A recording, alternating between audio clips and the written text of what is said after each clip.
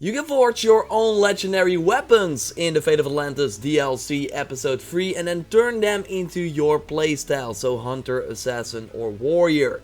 And man, these weapons, well, especially one in particular, is really insane. Best weapon in the game material for sure. I will tell you everything you need to know in this video, so let's get into it. Would be awesome if you could leave a like on the video, as it shows your support, and let's go. If you're not familiar, I'm doing a giveaway right now for the Helios pack that Ubisoft recently released. Just follow the link in the pinned comment for a chance to win, and be sure you are a subscriber of the channel before you enter. You still got till next week to participate, then I will pick the winner and reach out to that person. The moment that you can explore Atlantis, you can already try and find the forge, and the best way to do that is by targeting the blacksmith. It is to the left from where you start, but you really have to fall all the way down because it's in a cave under the city. You can easily find it by tracking the sort of gold question mark that appears on the compass. I think it's smart to already also take a look at the blacksmith's inventory and maybe buy some of the new looks that were added with its first episodes, like the Origins Izu outfit and some new variants of the First Civilization set that I already highlighted in my previous video. Of course, if you're not in a rush, then you can also just loot enemies and make your way through the DLC, then you will also get a lot of the pieces. But if you, like me, already wanted to look like the Izu outfit from Origins, then you can already pick up some items. Okay, but let's focus on the forge that you can now, by the way, fast travel to after you visited the blacksmith once, so that is really nice. When you are at the forge, you will see 3 pillars for weapons that you can make, and the order is really up to you. Like if you want to go for the spear first, then you can do that, or go for the mace first, or for the dagger first. I think the mace by far is the best choice to forge first, but I will let you know why in a second. When you forge the weapon, you can also pick the playstyle that you want. Will you go for the warrior weapon, assassin weapon or hunter weapon? Not only the 2 perks, so the common perk and the legendary perk will change depending on your choice, but also the color of the weapon will be different. Red is the warrior item, assassin is blue and yellow is hunter. But don't worry too much about the color though, because you unlock all the 3 colors for the weapon in the visual customization window, or you can select any other weapon for the look. What you want to care about though are the stats, because these weapons are pretty good. Like the spear has damage with spears, and that's really the best perk you can have on this weapon, since the amount of extra damage you get is higher than, for example, with the all damage perk.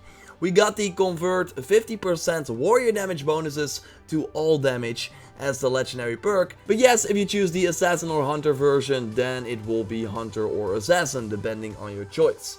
And even if you only got the warrior variant, then you will still be able to engrave the hunter or assassin perks on any other weapon that you want. So that's pretty great. You could even engrave all the 3 variants on your 3 different weapons to enhance your all damage even further. It's only the bonuses though, so the more gear and weapons you have from that specific stat, the better the perk is. I would say for the spear itself, go for the warrior version, because again, the damage with spears is mostly handy for the warrior playstyle that will mostly be using this weapon to deal damage with the regular attacks. And with the other playstyles, I prefer some crit damage on the weapons instead of enhancing the regular attacks. But it's of course up to you what you want. The other 2 legendary weapons that you can forge are more interesting than the spear, I would say, but before you can forge these weapons, you need to get adamant ingots. 3 per weapon, so there are 9 in total that you can get in this DLC.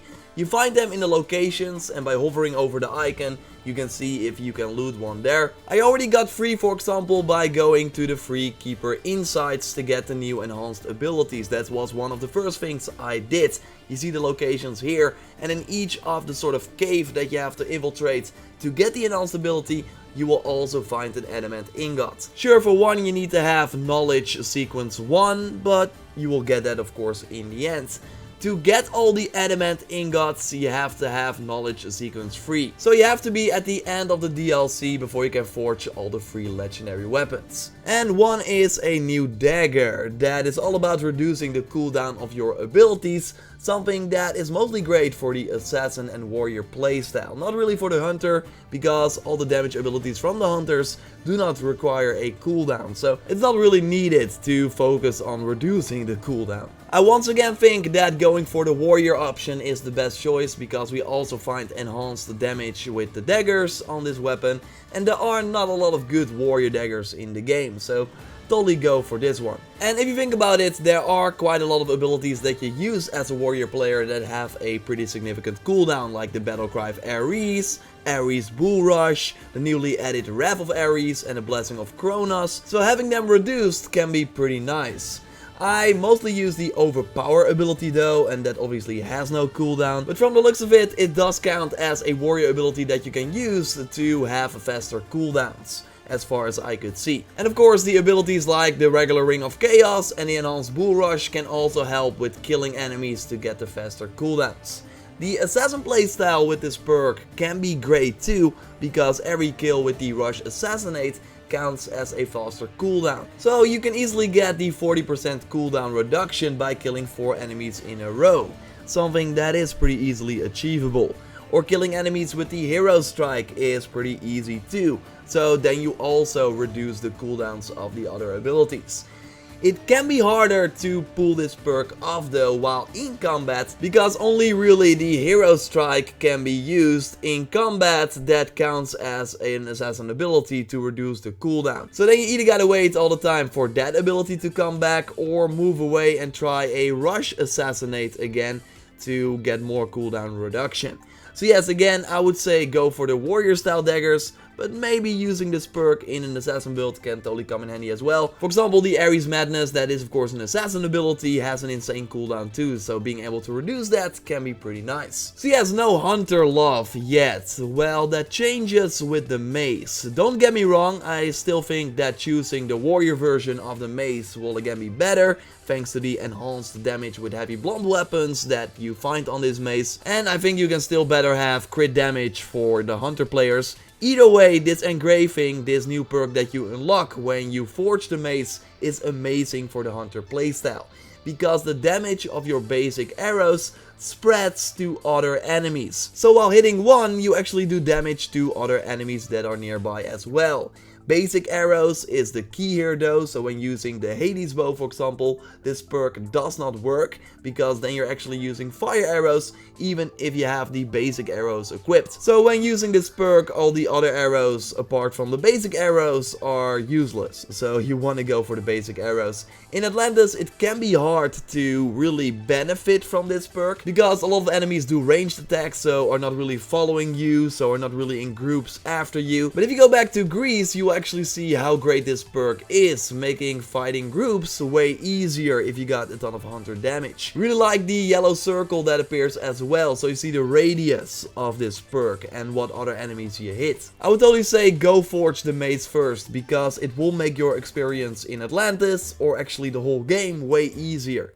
You will really feel like a powerhouse, especially with the assassin variant of this perk, because here the damage from your assassin abilities goes to surrounding enemies. So that means that when you rush assassinate a target that is walking next to another target, that both take the same damage. So they both die in one rush assassinate. Super nice when there is a leader with a whole crew surrounding him, so you can easily kill them all without having to jump to all the targets.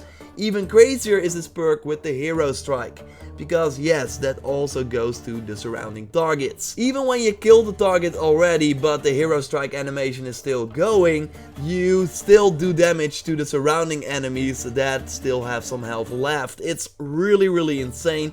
Go get this perk and use it. For the warrior players it's the same, it's also super handy, and it applies to your melee hits, so not your warrior abilities, including the charged heavy attack and the overpower ability, so only nice for your basic hits that will then go to the surrounding enemies, and you will see that thanks to the red circle. Still pretty nice, not as deadly as the assassin combo though. Like, that one is pretty OP, I would say. So yes, get the mace first and the engraving to put on other weapons and wreck your enemies. There are also some other cool combos, like I love to use this mace perk with the new enhanced Ring of Chaos, so the enemies are all close to each other and stay that way so they can easily hit them all with the circle that appears. If you got some more insane combos that you found out with these new weapons and abilities, then totally let me know in the comments down below. Totally subscribe of course as well for everything Odyssey, everything Assassin's Creed. I got way more awesome videos coming your way regarding the Atlantis DLC and the future of Assassin's Creed. I just spoke to the post-launch content director on the game and learned some interesting things. So keep an eye out for that. In the meantime, you can check out my other Atlantis videos if you haven't already. We'll go to Sargon another time. I want to focus on these Atlantis videos first, and then when I get back from my short weekend trip with my friends to Berlin, I will go back to Sargon and have that continue. For now, I want to focus on getting more content to you guys. So, see you next time and goodbye.